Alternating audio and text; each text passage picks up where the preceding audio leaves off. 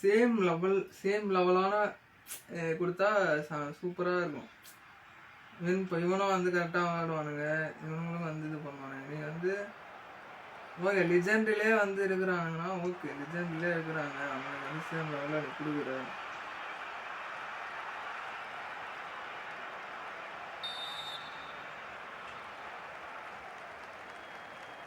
லிஜெண்ட்லேயே இருக்கிறாங்க சேம் லெவலில் கொடுக்கலாம். அது இந்த மாதிரி கொடுத்தா பரவாயில்ல. லிஜெண்ட்லேருந்து இல்லாமல்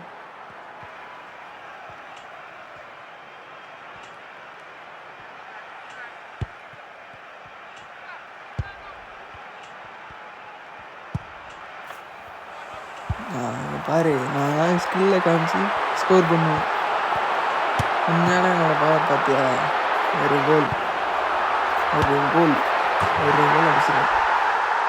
it's can easy man. But ஆனால் எப்படி சொல்கிறது,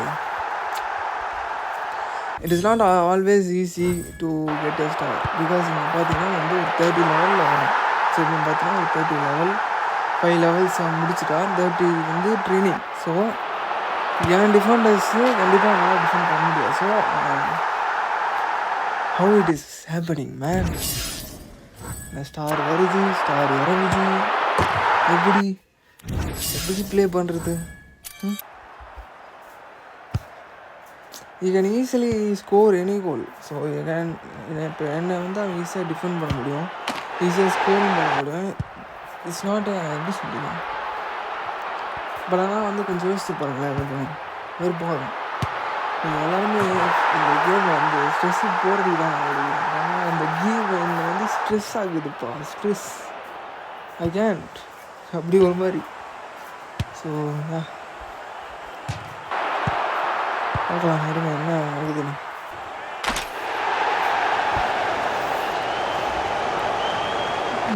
யூ கேன் செகண்ட் கோல் பாரு. நான் கிக்கர் கொடுக்குறேன், எங்கே அடிக்க முடியாது, அடிக்கவே முடியாது. இப்போ எடுத்துகிட்டு வரேன்னா எடுத்துகிட்டு வந்தாலும் பாஸ் பண்ணனா பாஸும் வந்து எப்படி திரும்ப நான் எங்கேயோ ஒரு இடத்துல பாஸ் பண்ணால் ஒரு இடத்துல கொடுப்பாரு. அவ்வளோதான். இந்த இதுக்கு வந்து ஃபவுலே கொடுக்க மாட்டேன், ஃபவுல் கொடுக்கவே மாட்டாங்க. அது எப்படி அவ்வளோதான். இதுக்கு ஃபவுல் இல்லை, இது வரும். எனக்கு நீ புரியலடி. நான் அடிக்கும்போது மட்டும் எப்படிடா தடுக்கிறீங்க, நான் அடிக்கும்போது மட்டும் எப்படிடா தடுக்கிறீங்க புரியலடா. நானும் பார்க்குறேன். பார்த்துக்கோ ஒரு கோல் நான்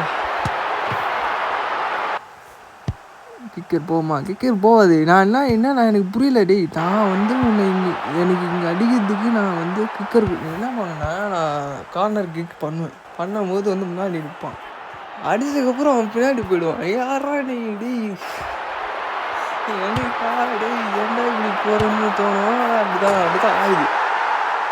வினிங் வச்சுட்டான் 4 பாயிண்ட் 4-3. இந்த 3-4 வந்து ஈஸியாக வச்சிடலாம். ஏன்னா இந்த 3-4 பார்த்தீங்கன்னா பிளேயர்ஸ் வந்து ஈஸியாக இருக்கும், ஈஸியாக இருக்க பிளேயர்ஸ் அடிச்சிடலாம்.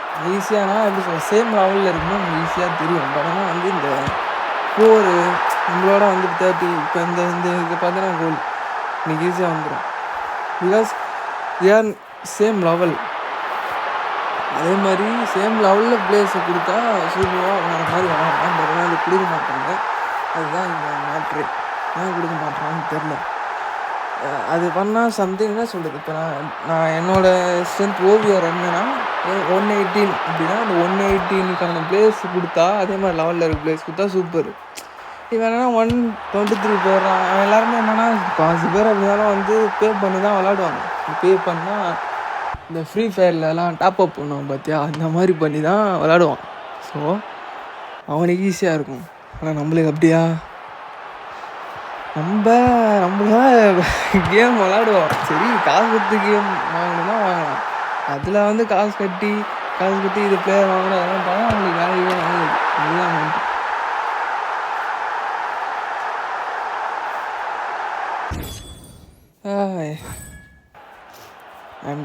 I am dead man. I am getting tired. எனக்கு இப்படி தான் சொல்கிறது. எப்படி சொல்கிறது, டிஃபெண்ட் பண்ணி டிஃபெண்டிங் வந்து எனக்கு அது என்ன இது புரியல. பிகாஸ் யோசிச்சு பண்ணேன், டிஃபெண்டு நான் பண்ணுறேன், நம்ம ஒழுங்காக ஆக மாட்டேது. அவன் டப்புன்னு பண்ணால் ஆகிடுதுன்னா நான் ஒழுங்காக போய் எனக்கு தான் விளையாட தெரிலையே. நான்லாம் அப்போ யோசிச்சு பாரு, லிஜெண்ட்ரி வந்துருக்கிறேன், எனக்கு விளையாட தெரியலையா? எடுத்துன்னு போகிறேன்னா அடிக்கிறேன்னா போகுதா அவ்வளோ அர்த்தம். எனக்கு இது பாரு அழகாக வந்து வச்சுக்கிட்டான். எப்படி புஷ் பண்ணுறாங்க எனக்கு தெரில. ரேங்கிங் எப்படிதான் புஷ் பண்ணுறீங்க? 3 வரேன், திருப்பி 4 போகிறேன், திருப்பி 3 வரேன், திருப்பி 4 போகிறேன். அதுதான் கிக்கு. நீ எமோஜிலாம் போடாது பார், எமோஜிலாம் போடாது, சத்தியமாக சொல்கிறேன். எமோஜிலாம் போடாதீங்க. எவன் வந்து 4 வாங்கிட்டு எவன் வந்து 30 லெவலில் 5லாம் இது பண்ணிட்டு நீங்கள் பேசவே கூடாது. நீங்களாம் வந்து டாப் அப் பண்ண ஆளுங்க. நான் கிக்கர் என்ன தெரியுமா, கோல் கீப்பர் பொத்துன்னு வந்து நான் பிடிக்கவே மாட்டேன். ஏன் பிடிக்க மாட்டேன்னே தெரில. அவன் கோல் கீப்பர் பார்க்குறேன் சூப்பராக பிடிக்கிறான். ஏன் கோல் கீப்பரு கேம் விளையாட தான் என்ன பண்ணுறான். அவன் பறகுறான் செய்கிறான், அவன் பிடிக்க மாட்டான்.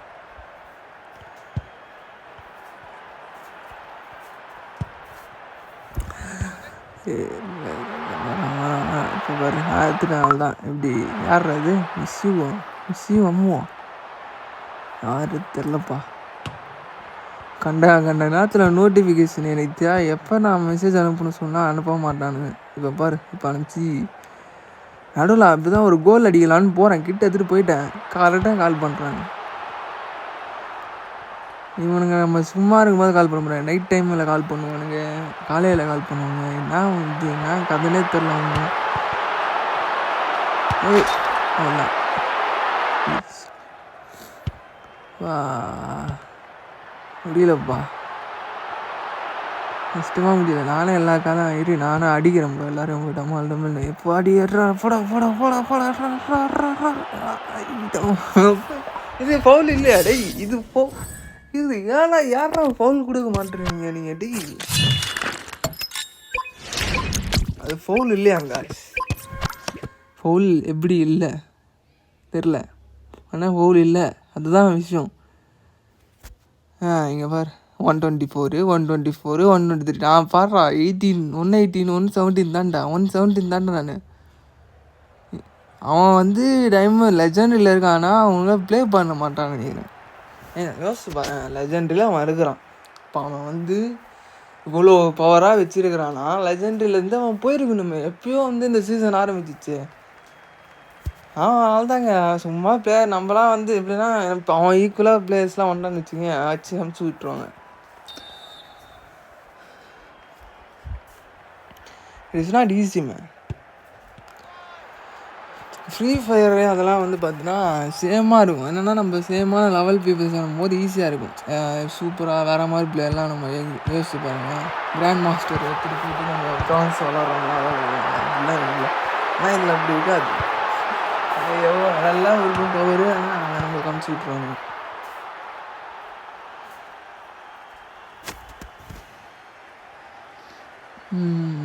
ஆனால் கஷ்டம்தாங்க.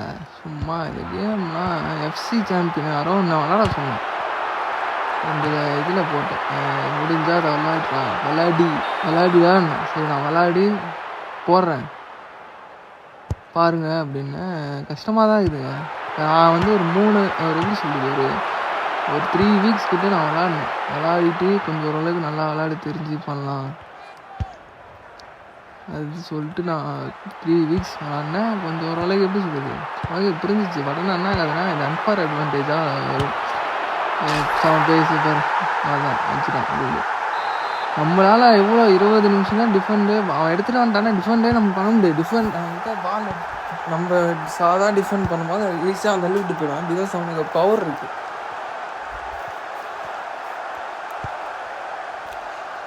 What can I do? It is not easy when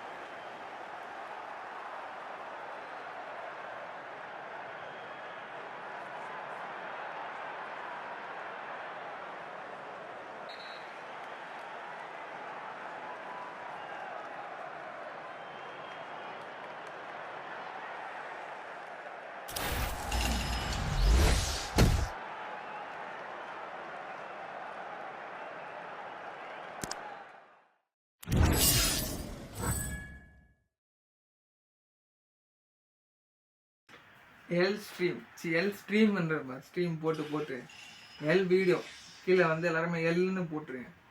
ஏன்னா I didn't achieve the thing 3ல தான் இருக்கேன். ஓகே 3ல தான் இருக்கேன். பட் ஆனால் அந்த எஃப்சி சாம்பியன் போக முடியல. நெக்ஸ்ட் வீடியோவில் நம்ம போகிறோம், கண்டிப்பாக போயிடுவோம் நான் நினைக்கிறேன். பட் ஆனால் இதுவே எனக்கு வந்து 2 hours ஆயிடுச்சு. நோ சம்திங் நீங்கள் ஏதாவது ஓகே இந்த மாதிரி ப்ளே பண்ணலாம், இந்த மாதிரி ஸ்டாட்டிக்ஸ் பண்ணலாம் நீங்கள் சொன்னீங்கன்னா பண்ணலாம். ஸோ இந்த மாதிரி நான் நிறையா கேம்ஸ் வீடியோஸ் போடலான்னு ஐடியாவில் இருக்கேன். ஸோ ஜஸ்ட் ஃபாலோ பண்ணி சப்ஸ்கிரைப் பண்ணிக்கோங்க. சரி, இன்ஸ்டாவில் சொல்கிற மாதிரி வருது. இன்ஸ்டாலாம் கிடையாது, அதில் அப்படி சொல்லுவாங்களே அது சொல்லினால. ஸோ சப்ஸ்கிரைப் பண்ணி வச்சுக்கோங்க. ஸோ இந்த மாதிரி நிறைய வீடியோஸ் நிறைய கேம்ஸ் போடலாம் நான் நினைக்கிறேன். பட் ஆனால் எஃப்சி மொபைல் தாண்டி வேறு கேம்ஸ் நான் கண்டிப்பாக போடுறேன். ஏன்னா இது போட்டேன்னா எனக்கு டென்ஷன் எனக்கு டென்ஷன் ஆகுது. கண்டிப்பாக ஸ்ட்ரெஸ்ஸு போகிறதுக்கு விளாடுவோம்னா அது ஸ்ட்ரெஸ்ஸு ஏற்றுது, செம்மையாக ஏற்றுது. ஸோ எல்லுன்னு போட்டிருக்கேன் மறக்காமல். பாய். போங்கடா நீங்களும் உங்கள் கேமும்.